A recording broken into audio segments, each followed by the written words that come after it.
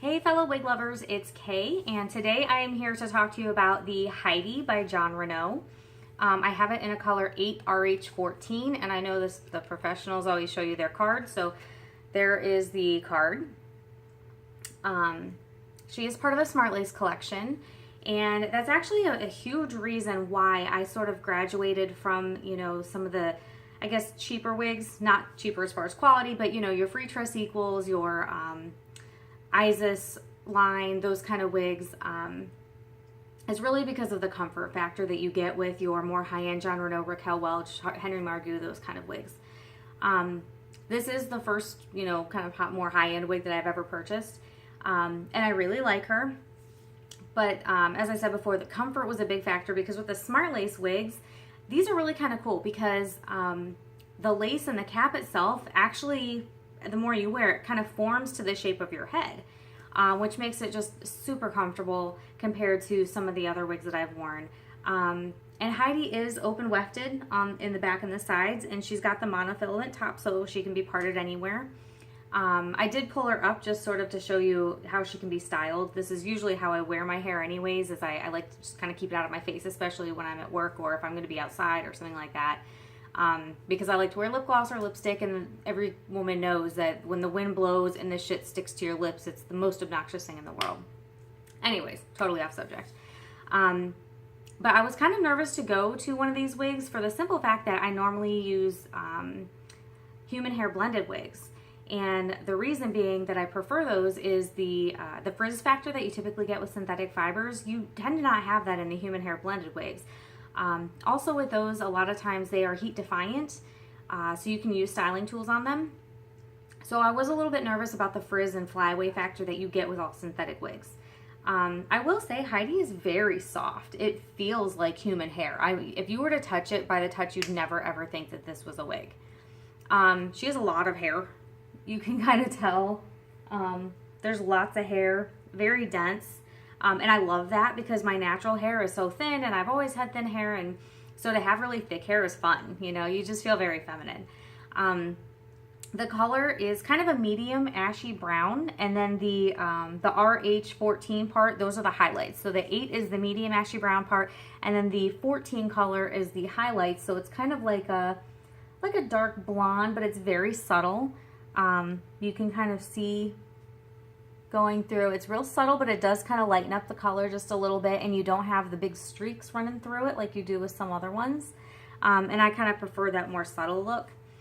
I also looked at the John Renau Rachel, and the reason that I chose Heidi was, number one, it's a little bit more dense than Rachel, but number two, this one has a bit of a gradient to it, so it's kind of like a lob. It's shorter in the back and longer in the front. And being that it's an all synthetic wig, to have it shorter in the back, I think will tend to cut down on the frizz factor, the tangle factor, and things like that. Because when you're sitting in a high back chair or something like I have in my office, it rubs against the back of your neck and the back of your shirt a lot, and that causes that the tangles and the frizz and all that. So having that kind of higher up, I think will be more of a help. But you also have the longer hair in the front.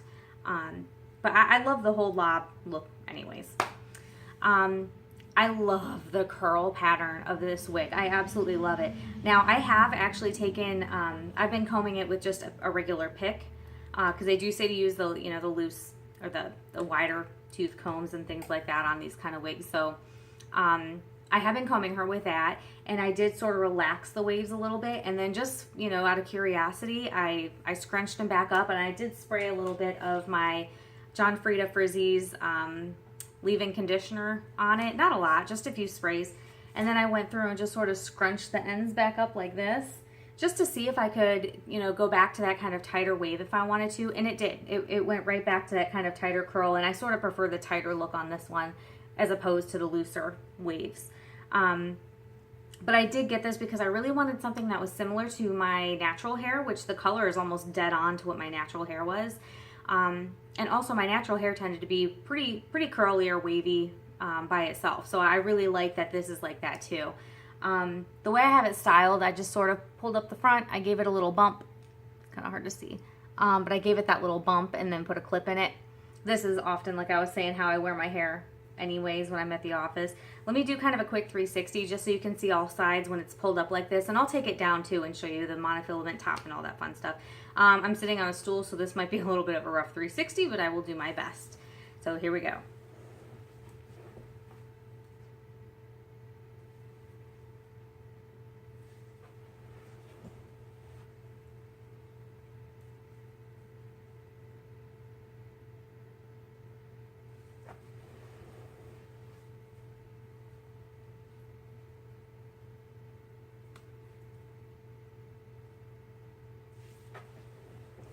Okay, so let me go ahead and I'll just take out the clip and I'll kind of show you what it looks like with all the hair down. Normally when I had a lot of my natural hair, this is pretty much how I just wore it.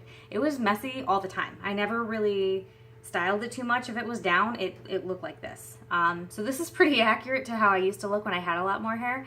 But I do prefer, now you can, just to show you real quick since it's already kind of there, I can pull this off with sort of a middle part and it will look just fine because again, the monofilament top. I do have a flesh colored wig cap on to kind of show you how that monofilament top looks, and it does look pretty realistic. It looks like your scalp under there. Normally I wear a darker colored wig cap just because it blends a little better. Now I do have my bio hair out because again, I have that wonderful widow's peak that you can never hide with a wig. So I do have some of my bio hair pulled out in the front, just a little bit. So this is kind of how it looks with a center part. I don't normally wear my hair with a center part, although because this isn't falling in my face, I might actually do that once in a while. And it doesn't look too bad either. But this is kind of how it looks just centered. I really love this hair. I love this wave pattern. Oh, it's gorgeous. It's like the perfect beachy wave. And I guess I was reading some review or watching some review on it or something, and they were saying John Renau for 10 years had to keep trying to get this curl pattern or this wave pattern until he got it perfect. So 10 years in the making. Good job, John Renau, because I love it. Okay, so this is what it looks like when you part it off to the side, and you can kind of see my wig cap there because I haven't really done a lot of blending today, but this is what it looks like when I have it parted. I love this hair. I love it. My biggest fear is just that the frizz and flyaway factor is going to get overwhelming.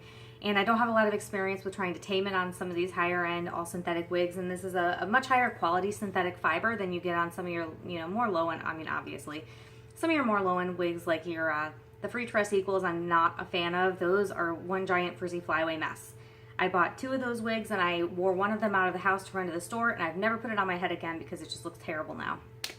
And by the way, that was the, gosh, which one was that? The Carissa, I think it was, that I bought from Free Tress Equal. That was a nightmare. Anyways, but I'm really loving this. I love this rich brown color so much.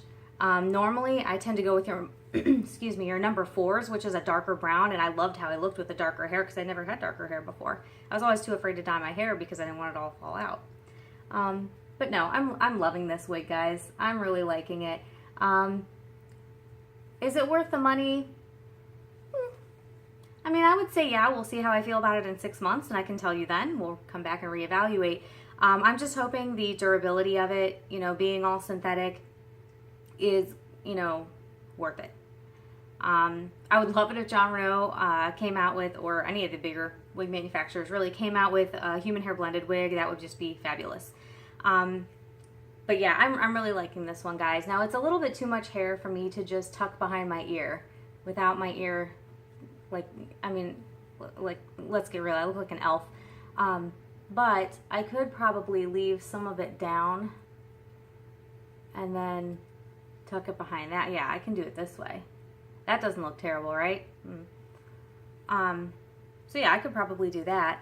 But no, I'm really loving this. Now, the only other downside that I have found is it sheds a lot. When I say a lot, I can run my fingers through it and pull out 2 or 3 hairs in each, strands in each hand, which with as much hair as this is, I don't think that's really anything to worry about. It does, I think, sometimes on me in the right, right angle, I think it makes it look a little bit wiggy on me, and I think that's just because I'm not used to having so much hair. But if you don't know me and you don't know what my real hair looks like, you might look at it and say, I don't see anything. So hopefully that's what you're thinking. But yeah, again, this is the Heidi by John Renau in the color 8RH14. My name is Kay, and if you have not already subscribed to my channel, go ahead and hit that subscribe button now and give this video a like, and I will be back hopefully before too long doing more reviews for you, so I'll see you again soon. Have a great weekend.